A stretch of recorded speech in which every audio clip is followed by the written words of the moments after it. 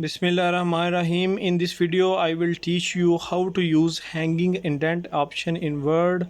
Hanging is used for formatting your thesis, synopsis document, and especially for APA references. Over here, I have references list in APA style. You can see that we need to format it with a hanging indent. First of all, select all the references.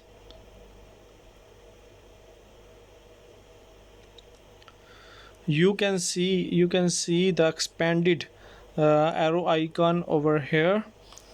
Click on it to open the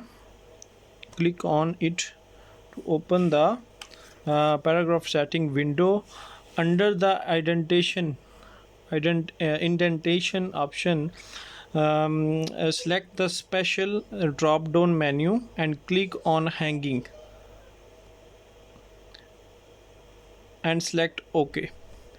You can see that the text has been formatted. Thank you so much.